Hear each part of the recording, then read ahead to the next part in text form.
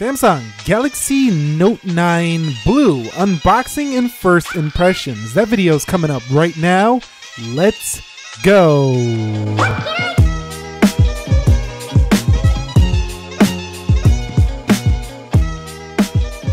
So what is up, guys? Nick here, helping you to master your technology. Finally, it has arrived to the channel, the Samsung Galaxy Note 9, and I got the 512 gig. You can see off to the left, just Samsung Galaxy Note 9 label. We have nothing at the top. Off to the right, there's nothing on the box, and on the rear, we do have what is included in the package, including the Galaxy Note 9, obviously, the S Pen, the wall and USB-C charger, stereo headset, a USB connector, some warranty papers, terms and conditions. Scrolling down, you could just see some FCC stuff and some other things we don't care to read about. This box basically looks like every other Samsung box before it, just changes the front and puts a pen on there, which is kind of unique to the color you get. This one is the blue model, so you get that gold pen.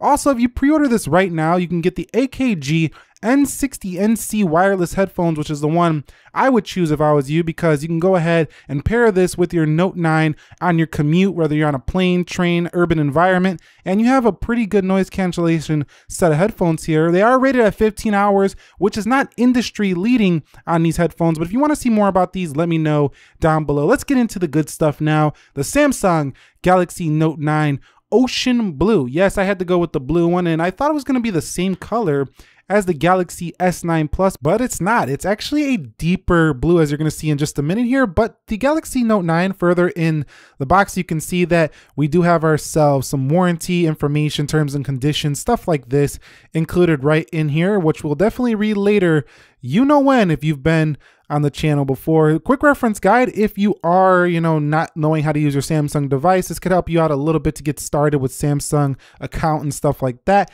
And here's the phone. Taking that plastic off, take a look at this color. Isn't it a beauty? Definitely, if you're gonna pay $1,000 for a phone, this is how you do it. You make a shiny, beautiful object that definitely screams premium when you do look at it. So if you're not going to change the design from the Note 8, at least they definitely put a really shiny color here. You do have a fingerprint scanner below the camera with that dual variable aperture camera. We're going to see how that works out. Probably the same as the Galaxy S9 Plus.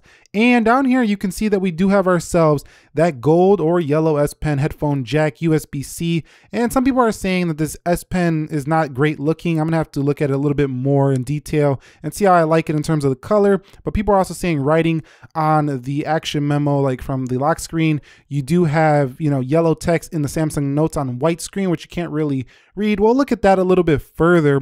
But rest is in the box is you get a USB-C connector. You also get yourself an adaptive fast charger, which is nice to see. We also have AKG headphones. These are just headphone jack headphones. And then you have some more S Pen tips if you need to replace these included right in the box, and some extra earbuds for those headphones if your ears don't fit right out of the box, and another USB cable to go along with that adaptive fast charger. Starting it up, it's simple as ever, just like any other Samsung. We're just going to skip through the Wi-Fi really quickly, agree to the terms and conditions, and we're going to type in our name really quickly here, and then you can protect your phone in like 5 different ways. It's really up to you. Face scan, iris scan, fingerprint, whatever you want. Then Google asks you about your information. Then we have the Samsung account, and then we're going to go ahead and finish up here and get into the Samsung Galaxy Note 9 6.4-inch Super AMOLED display, the best rated smartphone display ever. This seems to always happen every time a new phone comes out. Next month, the iPhone 10 Plus will probably be the best rated smartphone display ever, as every single phone seems to bounce back and forth. Android 8.1 and Samsung 9.5 out of the gate. So no Android Pie, but I'm sure Samsung's working hard to get that software pushed to their latest device as soon as possible. And you can see, just snapping a quick photo, the software looks very similar, if not identical, to the Galaxy S9 Plus, which is not a bad thing. Hopefully they fix that sensitivity where you would accidentally slide over though. But you can see really crisp photo right out of the gate. So it's going to be a nice camera. I really can't wait to really take it out and test it in low light, as well as test the HDR, test the 4K 60 and more. But you can see when you are writing from the lock screen, you now have the same color as your S Pen, in this case, the yellow. So definitely a nice look, a nice touch. It definitely is consistent with the color of the pen, but we're gonna have to see if it's really hard to read that in the white screen like many are claiming that it is. But overall, I think it definitely complements this phone very well based on my first impressions. And you do get the same note features that you got before on the Galaxy Note 8, the live message, translate. You do have screen write, you know, pen up community, all that stuff is still here. So I'm pretty sure this S Pen experience is again going to be the best one you've ever had on a Galaxy Note series. This one having a remote control for taking selfies and stuff like that. I did get the 512 gig. I haven't installed anything. You can see 463.3 gigs available. So TouchWiz does take up quite a bit of space here. You can call it the Samsung Experience version if you don't prefer TouchWiz. And if you add a micro SD card, you can expand this thing up to 1 terabyte. I don't need that much storage, so I just picked up a 256 gig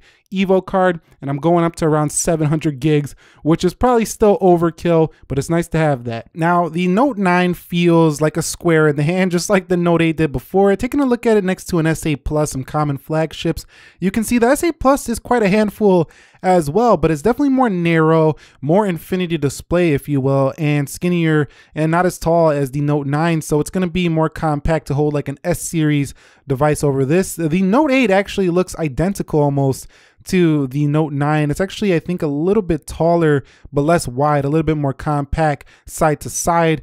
But the Note 8 and the Note 9, we're going to do a full comparison and get down to the nitty gritty, down to the details. But on first impressions, the Note 9 and the Note 8 feel like the same phone, actually. The iPhone 10, though, is definitely a small boy compared to the Note 9. If you're paying $1,000, you know, I would rather get the bigger phone. But the iPhone 10 is going to be upgraded to a 10 Plus. We all know this, bigger phone, so Samsung doesn't hold this for long, this advantage. Now, the OnePlus 6, the budget king basically of Android, is a pretty wide, but still a little more sleeker design than the Note 9, so it's going to feel more compact in the hand. The Note 9 definitely is that big smartphone and still has the edge over most of its competition in terms of being the biggest phone on the block, but it's more square, I think, for writing. So this is why you have an S Pen, and this is why I think it's more square, is so you can go ahead and get a little bit more space for writing. So overall, that's the Note 9. My unboxings and first impressions. I am already seeing